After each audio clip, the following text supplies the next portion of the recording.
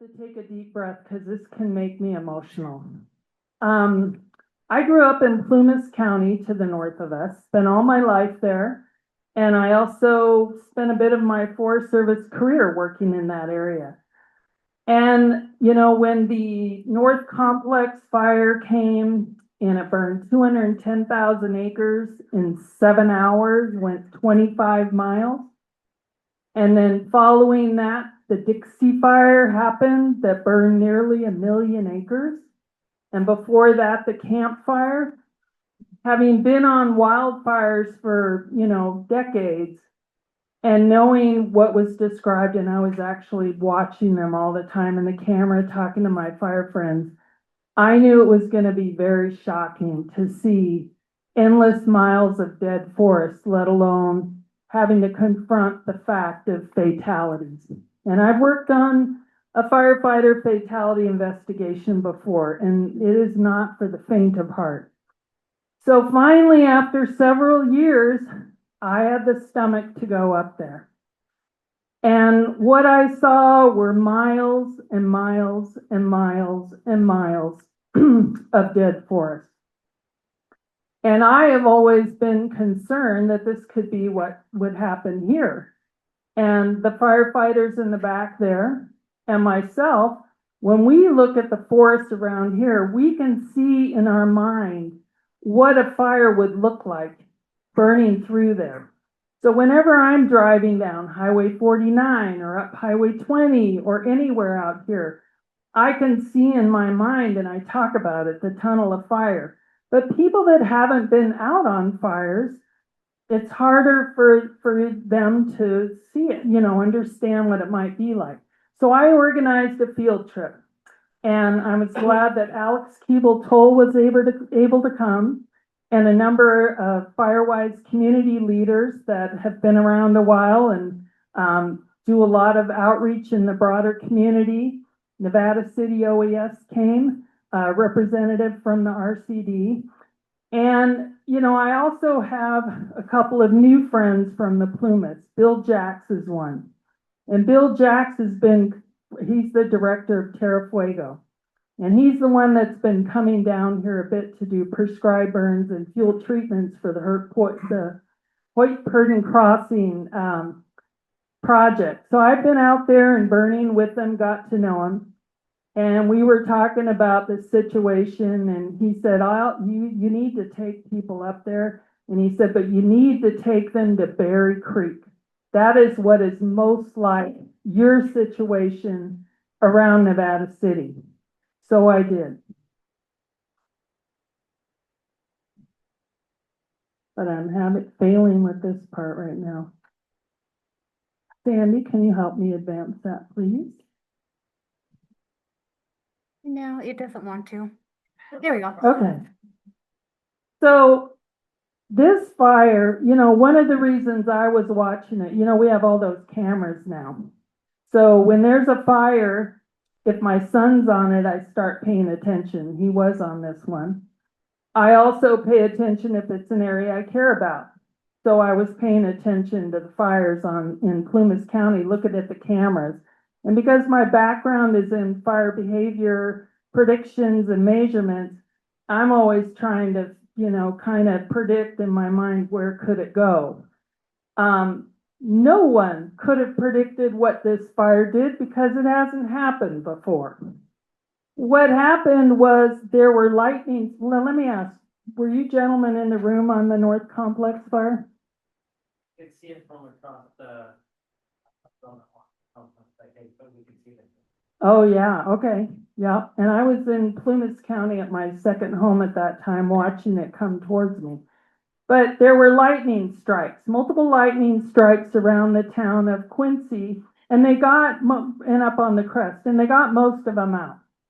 But there were two that remained, the Claremont fire near Quincy, and then the Bear fire at a little bit higher elevation. And of course, they put most of the resources around Quincy, the county seat, where people live. And things were going well, and the other fire, I know this in part because my son was on this part of the fire. it was in the footprint of, I believe it was the Bucks Fire near Bucks Lake. And because of that, they were having to construct fire line where there are lots of standing dead trees, snags. That's dangerous for firefighters and it slows them down. But they were, doing a good job of it. And the other thing to know is that the Feather River canyons are like our canyons. And so they can be quite deep and you can't necessarily send firefighters to the bottom of a canyon when it might run back up at them. So a lot of times that's not going to happen. So they were watching the fire, doing a good job at the top, protecting the town, and it was backing slowly down to the river and it didn't look like it was going to cross. But things happen. And so what happened is, no one can really predict when a blow up's going to happen. We can predict a lot of things with fires. We can have a sixth sense about it. We can figure out that it's got a good potential to do that, but no one can ever tell you this is the exact moment or time when it's going to happen. And it crossed the river and then it took off. And I'm going to show you a simulation of this in just a minute. And it went 25 miles in 7 hours, 210,000 acres, and 16 people died. And when we went on our field trip, I didn't know that we were going to talk to one of the firefighters there who helped keep 115 people alive while the other ones were behind burning trees across the road and didn't survive. Heavy duty stuff. Oops, I'm going backwards. Sandy, I'm failing. Okay. So I told you what happened, so I don't need to repeat that again. I just did it. But the yellow is what burned all in one day. That's what we call a progression map.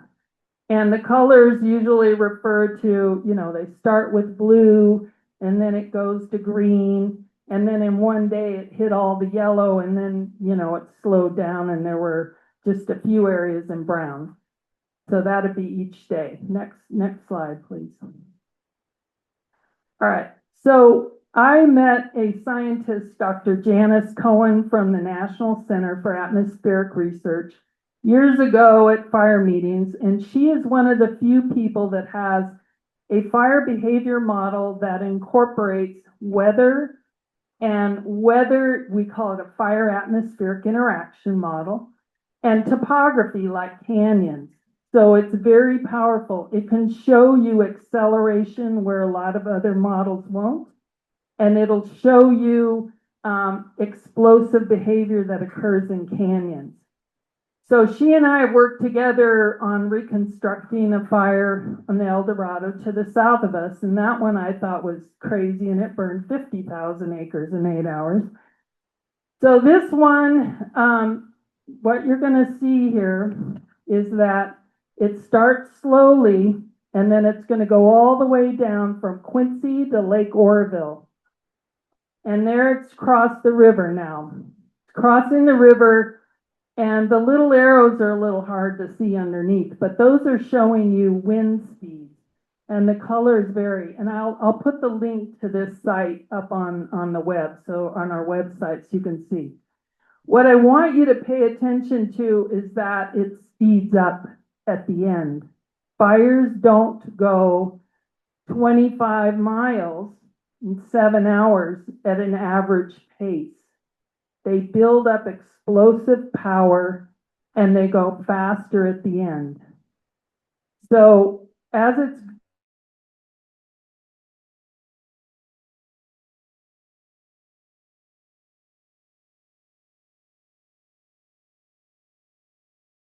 it went there very fast, and also Feather Falls. And you can see it's just going from this huge, huge area, and it's speeding up as it went. Okay. So here we are. And like I said, I had no idea. I thought we were going to talk to Bill Jacks there. And we ended up at the the U.S. Forest Service Brush Creek Work Center. And that's just up the road from a CAL FIRE station. And there were, I think, 5 buildings, just a couple of them left standing. And what they described to us was surviving when the winds are 30 miles per hour. There's crown fire coming right at you, and even though your station is cleared on the ground to sand, there's enough power that it's carrying from the dense forest next to it right through and over where you are. They fought for their lives for I don't know how long. Went to try to evacuate the people from Berry Creek. And like many of our communities around here, they had one way in and another way out, all hitting the same road, the Oro Quincy Highway. And they went to try to enter from the bottom, and they couldn't get through. There was too much fire. They went to try to get through the top, and burning trees were across the road. So they're across the road where the burning trees are over the road. They're fighting for their lives. Some of the station buildings are burning down, and they know people are not able to get out and are perishing in a very horrible way. So we took a field trip to see that. We actually went mainly to see the dead forest. I knew there were fatalities there, but then we just had this very moving story. But the thing is, we drove all the way to Quincy. And on our drive all the way to Quincy through the North Complex, we saw miles and miles and miles of dead forest. And this picture here is from an earlier trip that I'd made through Highway 70, going up Highway 70 all the way to Quincy from Oroville, miles and miles and miles of dead forest. So, you know, I'll talk about what the message is here, but can you start the video on the right? We're just going to look at a little bit of this. This is the Nevada City OES team in their car just taking pictures, and then there's awful Scotch broom there too. You can turn it off now because then they're going sideways. I'm not smart enough to know how to edit that Yeah, part. I can't turn it off. I can just get the next one going. Okay. Everybody look to the left.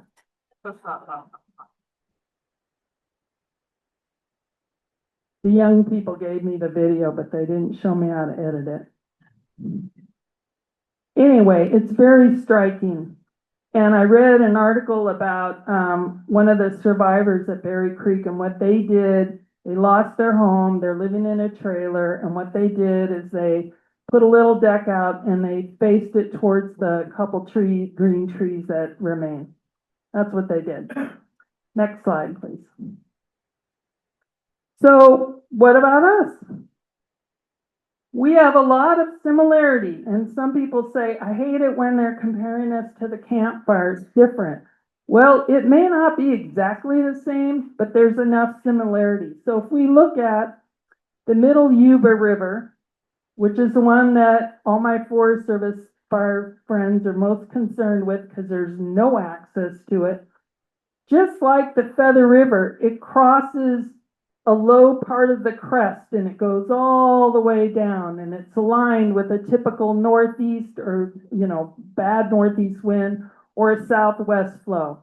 We have the South Yuba, same thing. So you can imagine if there's a bunch of lightning strikes or there's a camper over here and there's a fire that's going and it's not detected or they can't get to it easily because it's down so low in the canyon, it could pick up steam just like that other fire did, especially if it has enough wind.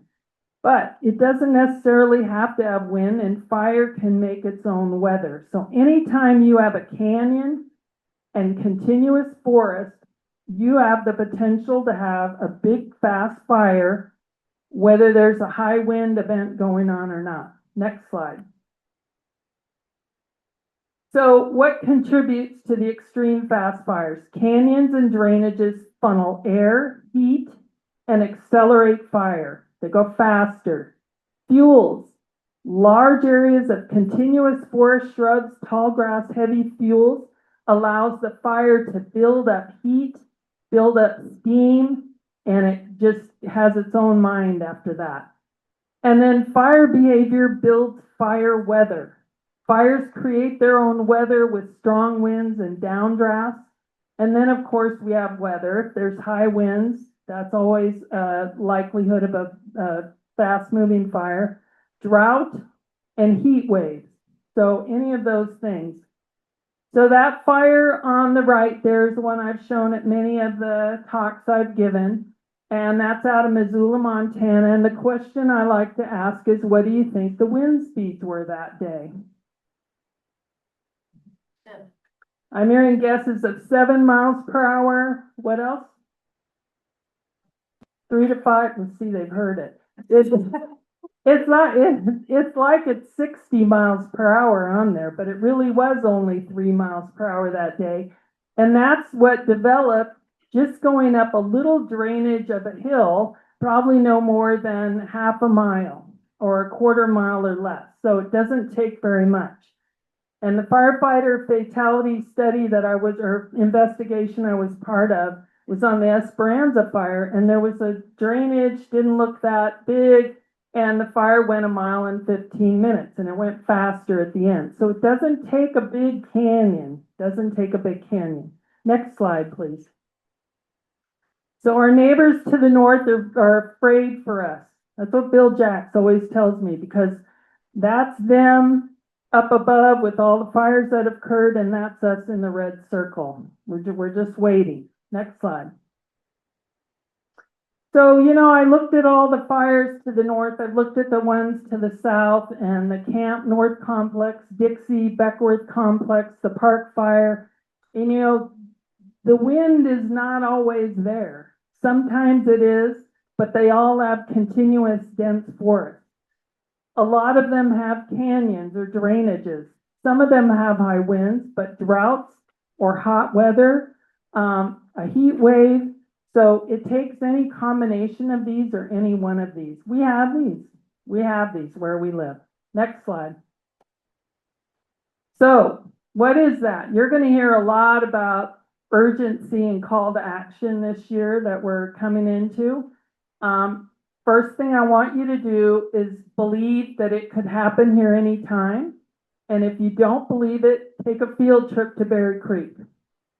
Support active management, a lot of it. If the Forest Service or CAL FIRE are doing a project, OES, support it. Speak up about supporting it. And do what you've been doing with your Firewise community, just do more and a lot faster. And have a sense of urgency. Now, I brought with me today a prop. Let's see if I can find it. Oh, I changed my pants, so I don't have it. I had dice. I had dice, and I was going to roll the dice, because that's what we're doing every year. Right now, I'm using this opportunity of a dry December to do prescribed burns to reduce fuels. But I'm also thinking this may be another time when we're rolling the dice. So that's all I have to say.